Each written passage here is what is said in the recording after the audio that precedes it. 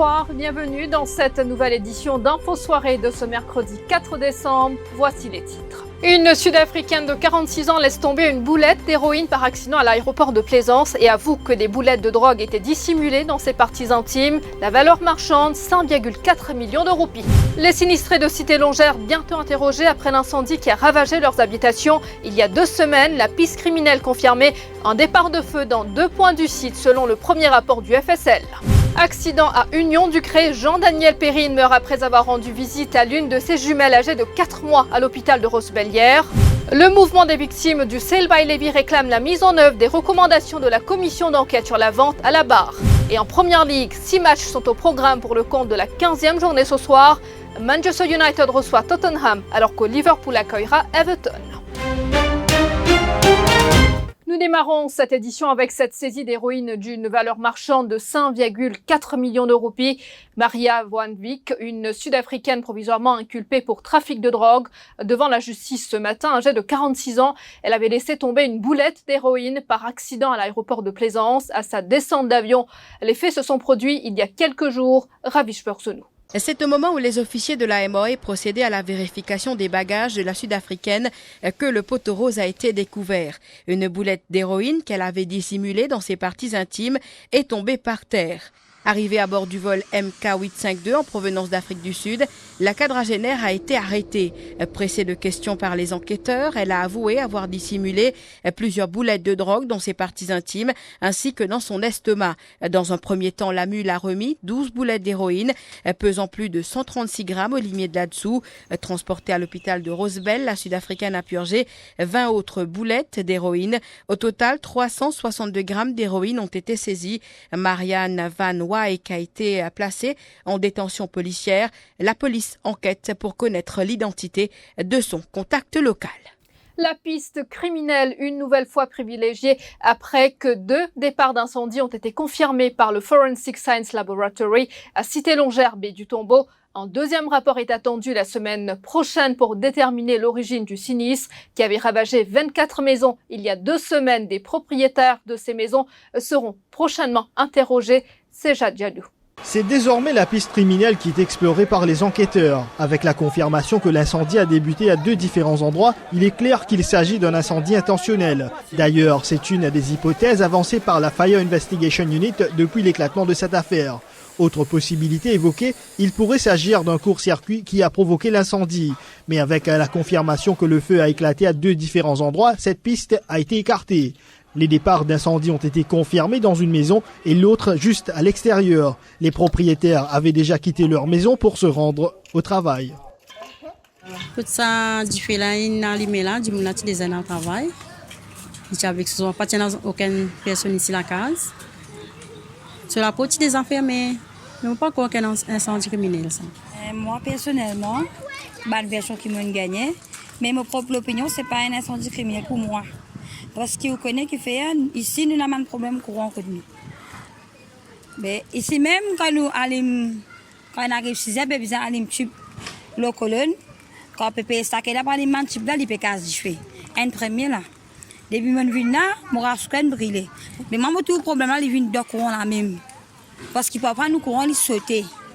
Vous pensez que pour moi ça qui me pense. Ouais, pour vous, c'est pas une cause d'incendie. Non, parce que madame là, l'état dans le travail, une femme sur la porte, il prend ses enfants, qui côté sa famille. Et que c'est dans le même rangé, moi.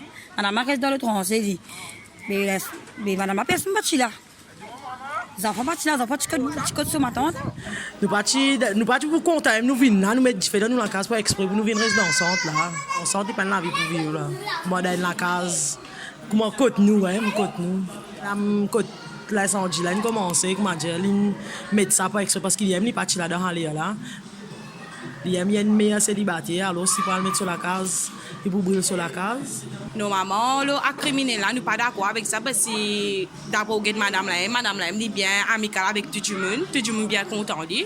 Mais pour un criminel là, ça me trouve une affaire qui est vraiment nonsense.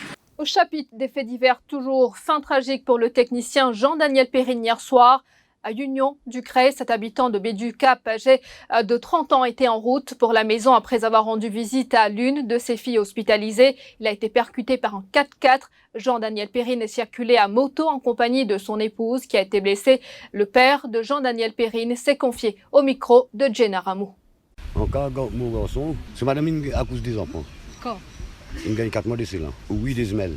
Un qui a déjà fini de gagner des SARS depuis 3 mois. Un qui est encore à l'hôpital à cause d'un petit problème dans ce poumon. Ils ont décidé de voir le guet à cause de ce qui est candos. Pour le passer dans la scène. Et une retournée là-bas, il se peut gagner un commencement de convulsion. Peut-il retourner là? Une retournée Rosebell. Et c'était le docteur réanime, il va comprimer à dire pour qu'il y a convulsion là. Mais mon garçon, j'ai laissé le guet à cause de son enfant, c'est normal. Les autres allés, ils peuvent retourner. Qu'il est à il peut venir. Il finit à l'hôpital là. Oui, il finit à l'hôpital, il peut venir sur madame. Le motocyclette? Oui, les gars, ils Lyon Saint-Aubin. Vis-à-vis centrale thermique. Une vanne qui saute dans ses mécanes et qui ne paraît devant lui. L'impact. Mon garçon, il tape avec le motocyclette là, après il saute, il tombe dans l'herbe. Sur mon belle-fille, il tombe dans l'herbe. À quand la mise en œuvre des recommandations de la commission d'enquête sur la vente à la barre? Interrogation du mouvement des victimes du sale by Levy face à la presse à la mi-journée. Le porte-parole du mouvement Salim Mouti réclame une rencontre avec le Premier ministre et le ministre des Finances. Il est au micro de Kavina Ramparsad. Il y a une commission d'enquête qui fait en 2012, le sale by Levy par le magistrat Wendy Rangan. Et il tire sur recommandation en 2014. Nous avons encore pu attendre, je dis 2019 par 2020, et nous avons encore pu attendre, et la case peut continuer à rentrer dans la barre. Quand la case peut saisir, quand on n'est pas capable de payer l'eau, et ça, il y a un traumatisme pour une maman, pour un papa. Nous pouvons dire amen, amnesty pour eux. Le nouveau gouvernement qui finit prendre, le nouveau gouvernement qui finit élu, dans notre manifeste électoral, je mets pour un sale by Levy un hardship fund. Ce hardship fund qui vous mettez pour un sale by Levy, nous avons l'expérience, nous connaissons les critères, nous aidons le gouvernement pour capable faire ce que nous bénéficier de ça. Les victimes de la vente à la barre, au nombre d'une quinzaine, ne cachent pas leurs angoisses. Bonhomme qui est décédé, qui nous la case là, finit déjà finir là-bas, tout par là-bas. Mais maintenant, avec sa casse, mon gars, il n'est pas suffi. Parce que moi, avec 20 ans, je peux faire sa face là comme moi. Depuis 20 ans, je peux vivre la vie comme ça.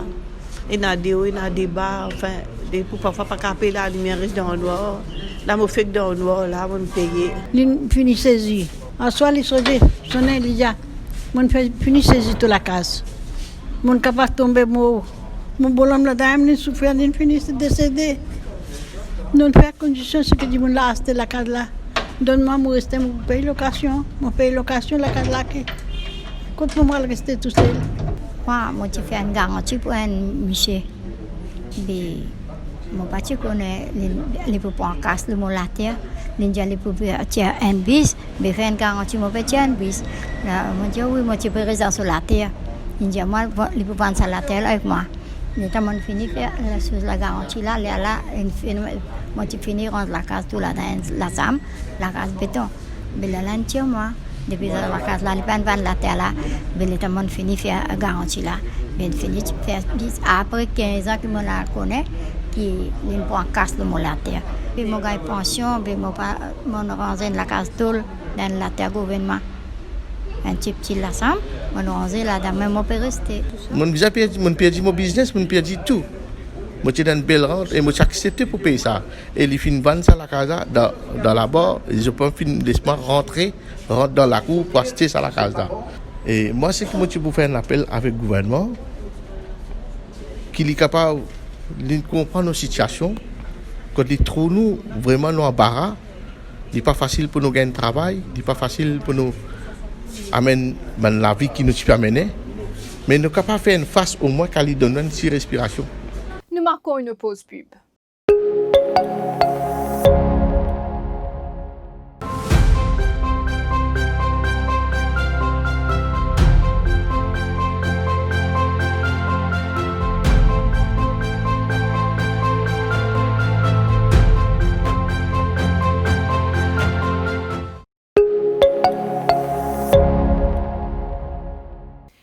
de Maurice, une plaque tournante entre l'Asie du Sud-Est et l'Afrique. C'est l'objectif que s'est fixé le Trade Commissioner de la Malaisie, actuellement en mission à Maurice. Hairi Zainal plaide pour un renforcement des relations bilatérales entre Maurice et la Malaisie. Il était dans les locaux de Radio Plus cet après-midi. En voici un extrait de son entretien. The stable and also strong relation between Malaysia and Mauritius.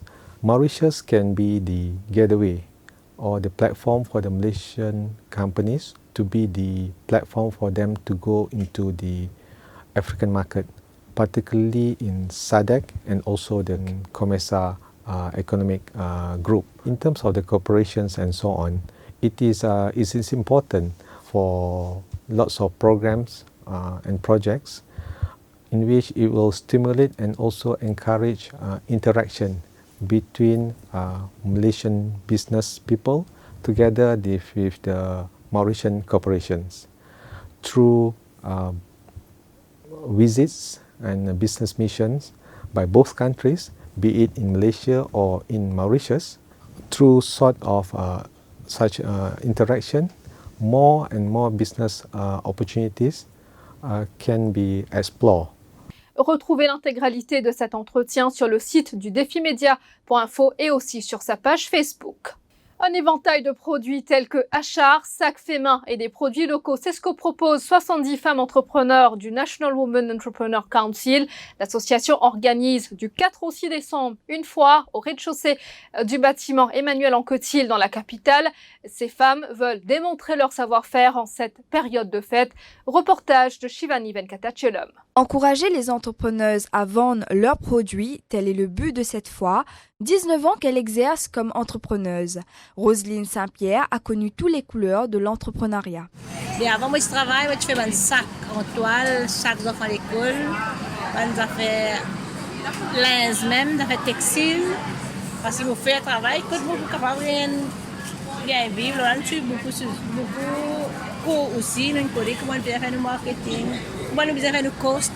Réaliser les rêves des autres à travers les Dreamcatcher, Asha Kimia y met toute sa créativité.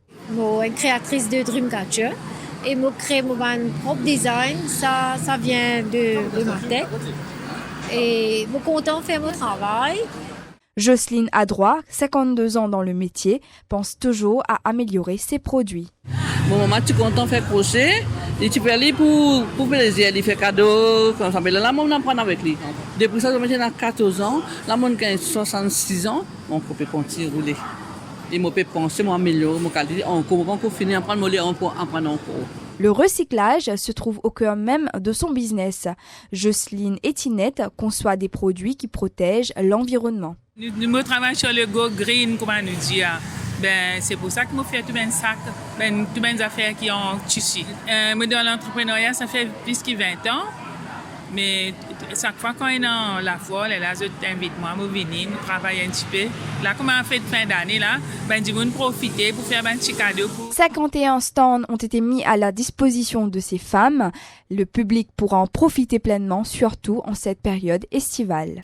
Et football en Angleterre pour terminer, suite de la 15e journée de la Premier League ce soir avec 6 rencontres au programme. Le match phare mettra aux prises Manchester United à Tottenham. Et l'événement de la soirée sera bien le retour de José Mourinho à Old Trafford en tant que manager de Tottenham. La rencontre est programmée pour 23h30. Sinon, un peu plus tard, soit à minuit 15, Liverpool reçoit Everton. Dans les autres matchs à partir de 23h30, Chelsea reçoit Aston Villa. Leicester affronte pour sa part Watford, Southampton croisera le fer avec Norwich City et beau duel à prévoir entre Wolverhampton et West Ham. Voilà, c'est la fin de cette édition de l'Info Soirée. Merci d'avoir été des nôtres. L'info en continu sur le www.defimedia.info.